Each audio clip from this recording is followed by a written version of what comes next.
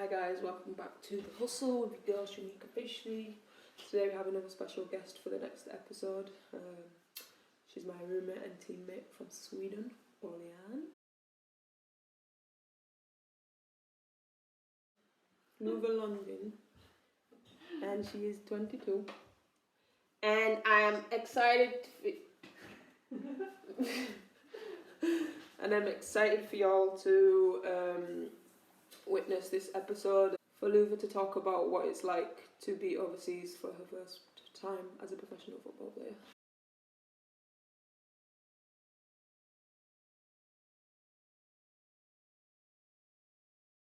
Hi, and welcome to The Hustle. Thanks. With your girl Shamika Fishley. Glad to be here. Before we get started, could you tell everyone the names of the teams you've played for, because I don't want to mispronounce them. It's called, the first team that I played for is called COMMENT&SUSCRIBE, Okay. and it's in Borlänge, my hometown. Okay. And then I played for Umeå, which is up north in Sweden. What position do you play? I play as a striker. Do you play any other position? I played a bit of attacking mid earlier in my days, but now it's mostly like number 9s. Number 9 only, strictly striker. Kind of like Michael Owen, England, for you English people that know him. Or Ronaldo, the Brazilian Ronaldo, strict number 9, goal scorer. Yeah, that's what I tried to do anyways. Pissing off defenders and stuff like that. When did you sign with Lugano? And what was the situation before signing in terms of like COVID and football in Sweden and being able to travel? Yeah, so basically everything's been going smooth with football in Sweden and COVID, besides like having people in at the games. Okay. So I signed in the end of January, and then 3 days later I was here. So it was a fast one and a struggle getting all the testing needed that had to be done before leaving with all the flights and stuff. But that was mostly like because of the airlines, not anything that had to do with like moving from a country to another. So at least that was nice. It was an easy process in that way. Could you tell us about some of your achievements in playing in football in your home country, Sweden? Like just to begin, like the first season that I made, or like the first games, I was only 14 when I started playing in the second tier league, and played in that league for 4 years. Okay. Before we were promoted to the first league with my first team, Kvarnsveden. Played there for 2 years in the first league, and then we were relegated, and I started studying medicine in Umeå. That's really the biggest reason why I moved there. Smart. And played in the second tier league for a season and a half. Okay. And we got promoted to the first league, and I was the top goal scorer that year for the team when we were promoted, so that was nice. And then that was 2020 that we played in the highest league, and now I'm here in Lugano. Dope. So you played in the second league at the age of 14? Yeah. For 4 years? Yeah. And then you the first time you played in the first league was when you were 18? Yeah, exactly. Turning 18. Turning 18. That's dope. How did you feel, like, growing and playing at such a young age in a second league, and then, like, as you were becoming more mature and an adult, to, like, play in the first league at such a, because it's still classed as a young age, to play in the first league at the age of 17, 18? I think it was a really good experience and good for my career, because, like, it made me aware of the tempo and like how the game was played in a senior level much earlier than some of my like people who was the same age. Right.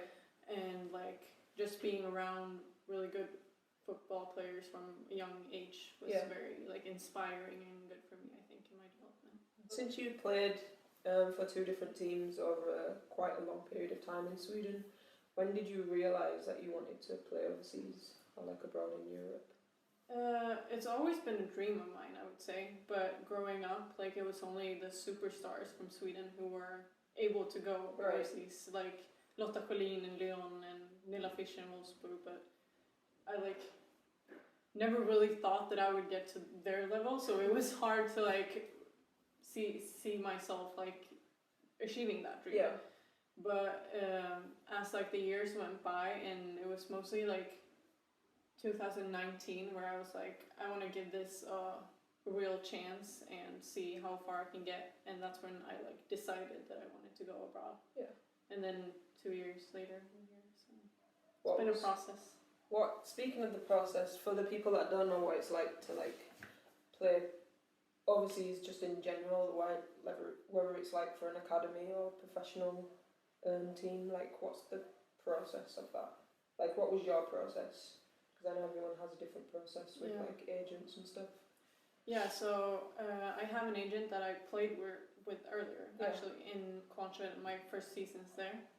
So we know each other from before, so that's making the part easier, like the connection between the two of us. But in 2019, I really just like decided for myself that this is what I want to do, and put up goals, and was very clear with myself that like if I want to achieve this, this is what I need to do. Right. And like sit down with myself and like have check-offs and like see how am I doing on my way to reach these goals, and what do I need to do. That's a good insight, and I hope it helps any of you guys that are thinking of pursuing any of your career goals overseas. Like, just like Lova said, make sure you progress into your checklist and ticking things off, and you'll get there in the long run. What are you finding your first season away from home so far? So far, I think it's good. It's a very different experience from what I've been doing in the past. Yeah. Just the biggest difference is just like doing this 100% and don't have anything else that I need to focus on, which is nice for a change, rather than having like to juggle school and football at the same time. So that is like the biggest one, that I can now pour myself into this 100% and give it my all. So that's very nice. But with the situation that is in the world right now with COVID and everything, it's pretty special living in a different country. Yeah. Especially like you can't do a lot of things here. Like it's very limited what you can do, really. And then like having people come and visit is also a different thing. Like, or going home just over a weekend if we would have a weekend off or something. But like I lived a long way from home because Umeå is 6 hours from where I grew up. Okay. So it's always been like you need to plan if you want to go home. Right. And like you need a few days off to go home. But so like being away from family and stuff isn't really a big change from that. So at least that's like nice to know that I can do before I went here. So. But then it's a different culture and everything. It's like a different type of playing and everything, and you get better at it and adjust more day by day. So just take it as a process, I guess. What's the difference, do you think, between the Swedish style of football and the Spanish style? Ooh, where to start? I feel like it's a lot, actually. Like at home it might be a bit slower or like a bit more tactical, especially defensive wise. I would say that the teams at home are much more skilled in the defense. Yeah. Versus here it's more offensively and like to challenge individual basis, like 1v1 situations and stuff like that. It's a lot better here. Yeah. And like the quality of the offensive players, I would say. It's kind of hard also because it's a language barrier that you need to, like, you don't really understand everything, so it's hard to know exactly what they want out of it. But I would say the defense is the biggest part. That's the difference. Yeah. Okay. Do you prefer Swedish football or do you prefer Spanish? But try and not be biased just because you're from Sweden and like that's all you've known until this point. But if you was to answer the question with like an open mind, like what do you prefer? What do you prefer, like, and then what do you think suits you more? Like as a spectator, I would probably like the Spanish football more because it's more speed and like more back and forth and like more things happen. Yeah. But like growing up, and I'm more used to the Swedish type of football, so it will take some time to adjust more than like the 2.5 months I've been here. Yeah. But I'm liking the Spanish way so far and seeing things that's like doing the things here makes me better. Right. So that's what I like looking forward to with the Spanish way of football, to like broaden my type of playing. Right. The hardest thing for you so far that you've faced challenge-wise being in Spain, whether it being away from home or like the adjustment, the language barrier, like what's been the hardest challenge you faced being away? I think it's a mixture of everything, but I would say that it's like the difference in culture and like how you do things. Mm-hmm. That's the like most adjustment. That like some things that I just think makes sense, and like this is the way you do it, or like how you prioritize things. Right. Is not how they view it here. So like just getting your expectations on certain things. Yeah. Like turning them down and just like accepting the way that they're handling some things. That's been the hardest part, I think. How do you think you've dealt with it?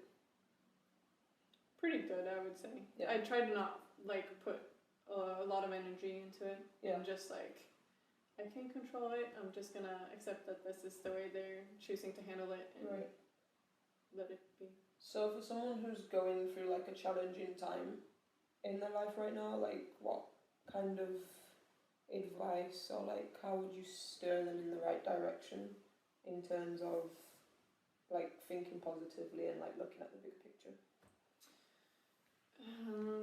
Just like try to come to the conclusion what's important for you, and like see what matters for yourself and not for people around you or people that expect things from you, but like truly what do you want and what is going to make you happy, and try to focus on that and doing that in like taking small steps towards that the whole time, no matter what those steps might be. Like split it up and you don't have to like look all the way to like the goal. Take it step by step and just like try to focus on the small things in the everyday life that like brings you joy, whether it's on like an injury journey or something. Like celebrate the small steps on your path to recovery or whatever. You said you're studying the medical side of things, med school. What are you specifically studying, if there's anything specific that you're going for, and how is it balancing such an intense career field with playing football? So right now I'm in like the basic side, like we're doing 5.5 years in school before you choose any specialization or anything like that. So I've done 2.5 of those 5.5 years, so almost halfway. And mostly it's been theoretical up until this point. And my friends are right now, my classmates from last semester, they're at the clinic now and doing clinical rotations. Okay. So that's like the part that I'm missing out on since I stepped away from it, but I can just resume it whenever I want when I'm back at it. This is mainly for people or like the younger generation that are looking forward to going to like college in America or like stepping into their first professional career, but it's not at home. What advice or like what things would you tell them to look out for in terms of feelings and being away from like family and home and friends and stuff, because it's a complete change, and I think being around your family your whole life and your friends and then upping and leaving to follow your dream is sometimes harder for a lot of people because they don't know how to adjust. Yeah. So what would you say in order for them to try and get through the adjustment? That's a hard question. I would say that like try to remember your why. Like why am I doing this? Remind yourself about that. Like when you're having a tough period, like just let your expectations of things go maybe a little bit and just think, why am I doing this? Like I wanted to do this for a reason, and try to find like the joy and the motivation for going after that reason. is a big part, but of course you're gonna miss family and friends and loved ones, like, and that's okay. Like, you need to allow yourself to have bad days, if that's what you want to call them as well. Yeah. Like, just being down or calling your mom and being like just sad or being sentimental of what you had at home. Like, allow yourself to have those days or those times. Yeah. I think it's really important too, not just like trying to push them away. Accept your feelings, Yeah. kind of thing. Did you have a certain expectation before coming to Spain in terms of lifestyle and football wise? I was expecting that it would be more technical, Mm-hmm. as we've discussed, but maybe not that it would be so, like, yeah, it's really different. Like, I thought that it would be different, but maybe not so different. Because, like, it's more now I realize, like, how, like, looking back at it and looking at games in the Swedish league that's starting now and, like, the preseason games that, like, I can look back on that with different eyes. Yeah. And, like, seeing that from more of a, like, different perspective. Right. After seeing games here or playing games here. So that's a nice experience to see, like, because you're so, like, boxed in a way to think about football when you've only been in one place. Right. So that's been really good. But since of expectations, like, on the country or the city or whatever, I didn't have a lot since of the situation in the world. Oh, yeah. With COVID and everything. Like, I wasn't expecting too much. Yeah. I think it's, like, that it's so far away from everything Yeah. up here. Yeah. Like, From like the In mayhem in yeah. Barcelona, Madrid. in terms of, like, traveling wise, I would say. Yeah. Yeah, like, it's a lot to study and stuff, and to do that, try to do that 100% and try to play football 100% professionally is very hard. And, like, you can only give yourself 100%, like, you can only give 100% of yourself. Mm-hmm.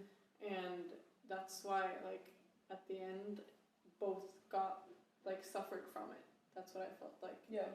And I chose then to, like, I have my whole life to study, so I'm gonna put that on ice and do my soccer career now. But, like, up until that point, of course it's hard. Like, it's a lot of things to study and stuff like that, but it was also very fun because I've known since I was a little kid that I wanted to be a doctor. So I've just, like, tried to ride on that joy of being in medical school to, like, keep me motivated and stuff like that. But it gets hard in the long run, I'm not gonna lie. So that's why I chose to take a little break from it and really go for it with football. I think it's good that you took a break, because when I was in college in America, there was like 4 or 5 of our teammates studying medical in the med school, and, like, there was the stress level that I would see them, like, come in final or midterm week was like it was weird to see, and, like, it was weird but interesting to see how they would balance, like, such a high expectation of, like, you have to pass this exam to get to the medical school and your master's degree, but then we're going to, like, the conference championship. Yeah. So, like, watching the balance, it's a good thing to see, because then you can, like, realise, like, if you want 2 things, you can balance them out and get there. But, like you said, sometimes you just have to figure out what you want first and live in that moment, and then you can resume the other thing. Like, doing high school and playing in the first league and before taught me a lot when it comes to planning and, like, having expectations of myself that aren't really, like, you can't put too high of expectations on yourself when you have 2 things to do. So, like, and planning everything so that you, like, I've never skipped training because I need to study. So just planning it out before so that you can do both is very important, and I think that helped me when I was actually in medical school. But of course it was hard, like you said, when it was finals and everything. Like, we went to school at 7 a.m. and then I studied until we had practice at 4. I went to practice and then I came back to school studied until like 8 or 9, and then went home to sleep, and then the same thing. Jesus. For like 2 weeks before the exam. And that's when the league was in such a place where we played 2 games every week. Mm-hmm.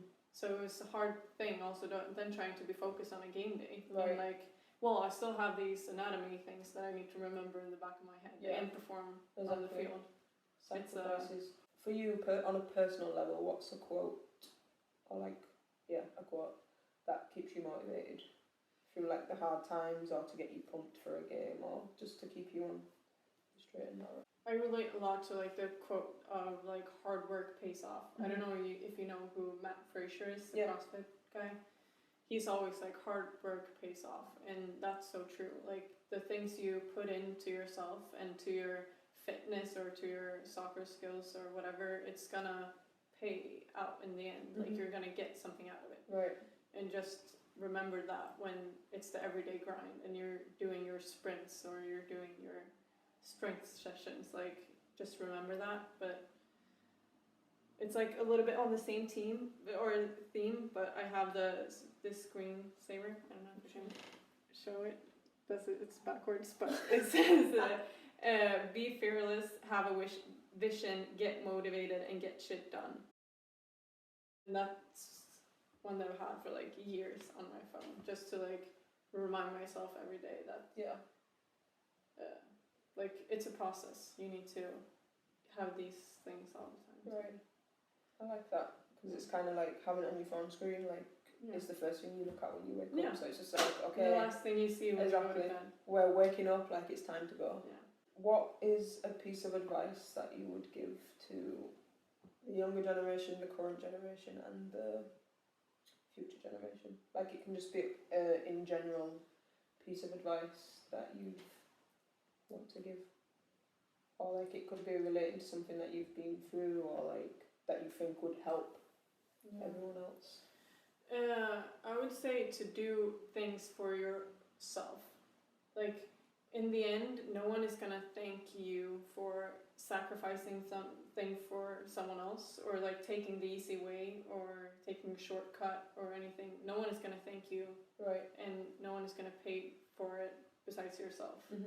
So like investing in yourself really is something that will pay off.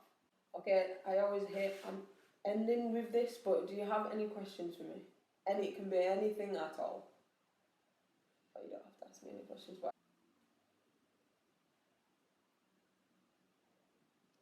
what do you like most about Spain, playing in Spain? For me, on a personal level, Spain was a part of... So when I first wanted to go pro, I had a list of places I wanted to play, 10 countries. So Spain's on there, and I've done it kind of... I haven't done it how I would want to do it because of certain situations, but I've done it, I'm here. But I like the weather, and just there's something about going to a different country and learning about another culture. Like it's like I thrive off of that. Even if I don't understand it, it just opens my eyes to see like there's people that do things this way and they don't understand the way that I do things. So I think it's good for my personal growth that I've added another country and culture to like my knowledge and my journey and my CV. In terms of football, I think Spanish football is very entertaining. Even though we've had a lot of very strange calls on our team with the referees, but that's all a part of the game, like it just makes it more entertaining. But it's kind of similar to Italian football, which I haven't played for a while because I went to Iceland. But apart from that, like you do learn a lot from Spanish football because they're so technical and tactical, and like the way they do training sessions and stuff, like it makes you think a lot more than in some cases playing elsewhere, because like there can be trainings where you don't really have to think. You just have to grind.